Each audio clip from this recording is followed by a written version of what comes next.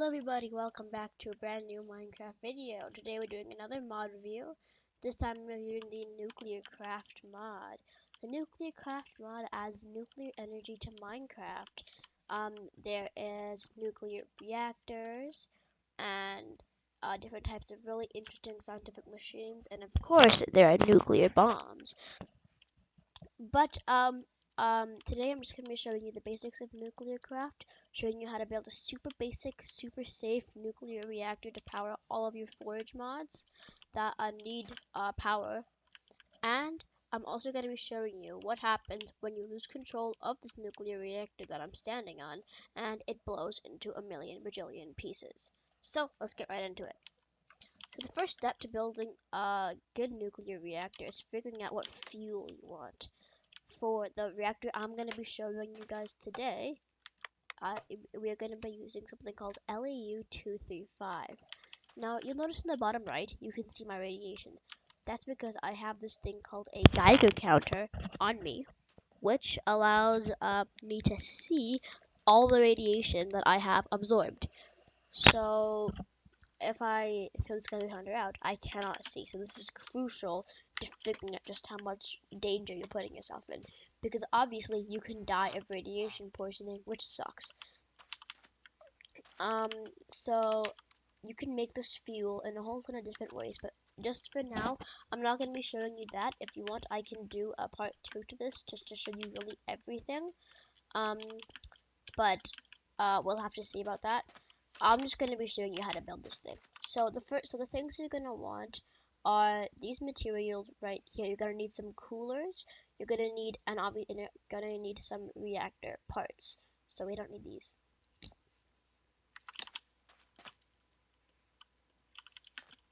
Okay, so your first step is to build a 3x3 of the reactor casing.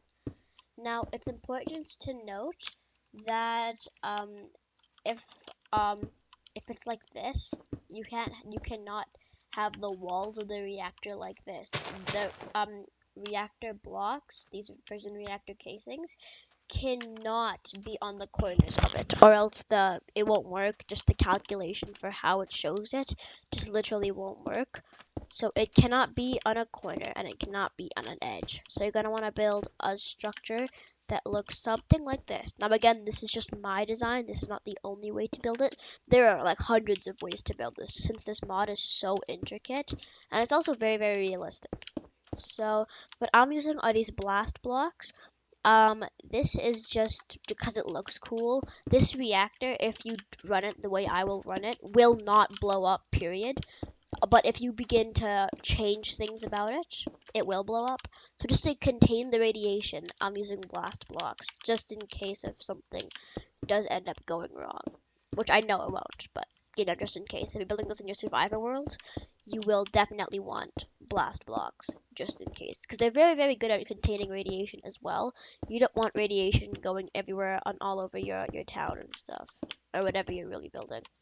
Like if you're surviving in a nuclear bunker or something. Like I know there are those 100 days as a nuclear bunker, whatever. If you're building a nuclear bunker and using a nuclear reactor, if it blows up, then that bunker is just gone. So that's important to note. Now there are also these things called clear fission reactor casings, which is what I'm using right here. So transparent fission reactor casings. And what they let you to do is they let you see inside the reactor while it's running. So actually, I'm just gonna do something like this, just so that we can actually see on the inside of the reactor while it's running, which I think is very, very cool. Now obviously, this is not a nuclear reactor, it's just a box at the moment. So if you really want to make it work, you need all of the machines and stuff inside of it that make a nuclear reactor a nuclear reactor. So what you need are two things. You're going to need these coolers, obviously, just to keep the reactor cool. You're going to need fission reactor ports. You're going to need a fission controller. And you're also going to need cells, fission reactor cells, and fission reactor moderator, which in this case I'm using graphite. Now beryllium blocks also work, but I like using graphite. Again, this is just my design. This is not the only way to build it. So an important note to know about these reactor cells is that if they're touching each other, they can overload. So if they're touching each other, that will dramatically boost the power of the reactor. So if I like do it like this will just make a bomb. Like there's very little ways to run this safely. Because if they're touching, that means, so these two cells, right, they generate power. If you touch it, then this cell will not only generate the power it's supposed to be generating, but also generate the power of these. So this is called a multiplier block. Basically, these are very, very unstable and very, very dangerous. So don't do that. The way I do it is you do it like this, and then you put the graphite, which is the moderator, on top of it. And then you put more cells. So the graphite moderator is just a way to boost the power even more without making the cells touch. So having moderators in your reactor makes it safer. Now cooling. Cooling is very, very important because you don't want your reactor to go into meltdown and overheat, unless if you do for some reason. These coolers have to have specific arrangements. So for example, this one has to be adjacent to at least one reactor cell and one reactor casing. Now there's a cell here and there's a casing here. So we could do it like this, like this, like this, and like this. But the second I do it like this, let's say, then it's no longer going to work. So this lapis cooler won't actually be cooling anything and will actually be generating more heat. So you're going to make sure you don't want to do that. Then there's the tin cooler, which must be adjacent to at least two valid lapis coolers along a common axis. So we can do it like this, and this will also add some extra cooling. Then, for my design, we're going to use some more glowstone coolers. These glowstone coolers, have to be adjacent to at least two active moderator blocks, and those are the graphite. So these are going to be cooling now. And in the center, we're going to put a copper cooler. And these copper coolers must be adjacent to at least one valid glowstone cooler. It's adjacent to 4, so it will work. And we're going to do another row of lapis because it's the same thing, and then another thing of tin. And then we're just going to close it up with some more casing. Okay, so now we are basically done our fission reactor, except we're not. We are not done. You hear me? We are not done. In order to actually access the GUI, you need a fission controller. And bam! 3x3x3 fission reactor, no fuel, it has 8 cells, and look at this, it has negative 1800 heat per tick. Now this thing, the Lu-235 fuel, has 50 heat per tick, that's the H/T. So as long as the base heat gen is not higher than this number, the reactor will be stable. Sorry guys, that's incorrect. You don't compare the base heat gen with the heat gen of the reactor.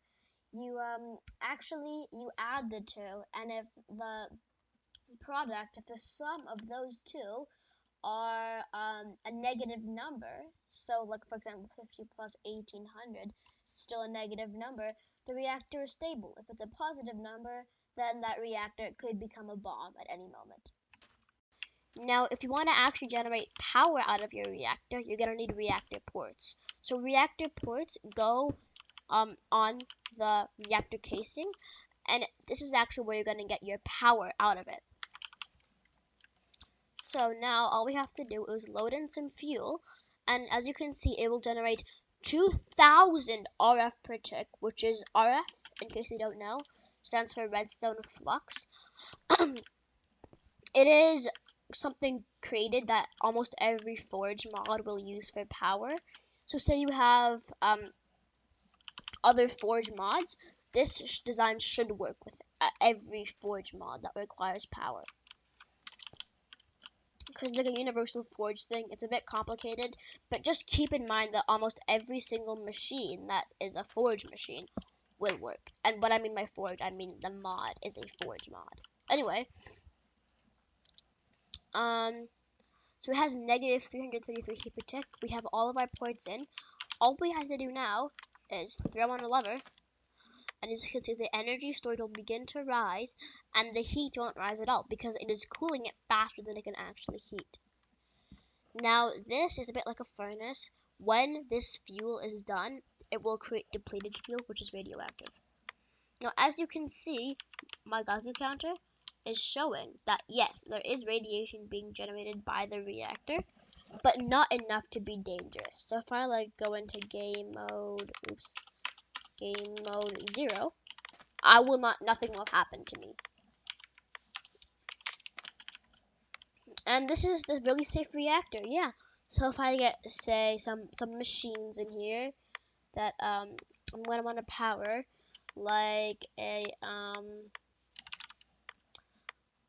fluid enricher or a chemical reactor, which are all different machines from other mods, I can just attach them to these reactor ports. And as you can see, they have full power.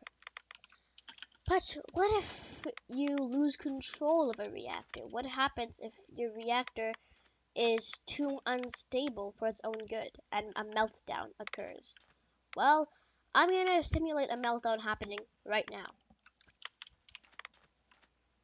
So as you can see, this reactor is now off, and the LAU-235 fuel is going to work, right? So if we just break it, put it back down, then it's pretty safe with this LAU-235 fuel, right? What happens if I use a much more dangerous fuel? Let's say I get a little bit greedy, and I say, what happens if we, instead of using uranium, we use plutonium? No, plutonium is very, very, very dangerous. So, I'm going to go ahead, and as you can see, it's very, very radioactive. If I went into survival mode, I'd be dead right now. So here's what I'm going to do. I'm going to put on my hazmat suit, because we are going to get a little bit hot and spicy here.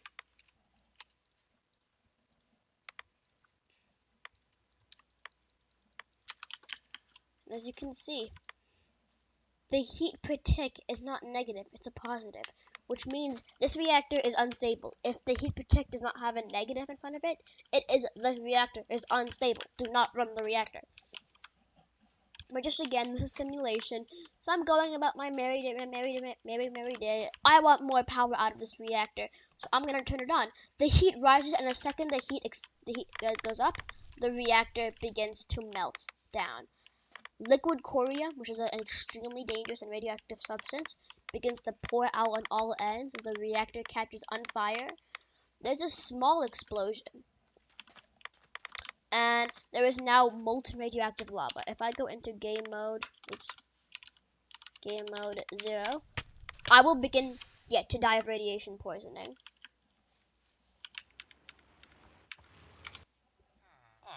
And this whole village is now highly contaminated. Now, I built the reactor right next to the village, so if the villagers look around, they're like, oh, I wonder what this is. Yeah, they're gonna see a very, very molten reactor. And the second I come, I think within a few chunks of it, should begin to get some form of radiation sickness. Yeah, so as you can see, you become immune for a minute, so it takes a minute after you die for it to begin. Oops. Okay, don't step in liquid nuclear. Don't step in nuclear waste. Don't dip your toe in nuclear waste. As you can see, if I right click, there is 749 rads right here. Over here. Now in the village, the rad level does go a bit down. Very, very down actually. It's basically safe here. But if I just summon a villager in here, /summon villager, the villager will have some form of radiation sickness. And I'm about to die. So as you can see, eventually, just give it a second, I will have some, as you can see, I have weakness, mining, fatigue, and hunger. That's all radiation sickness. And eventually, you will get poison and wither. So, all I have to do is step into here, into this chunk. I think if I take off my hazmat suit, I'll start dying right away. Oh no, that's not good. Now there are nuclear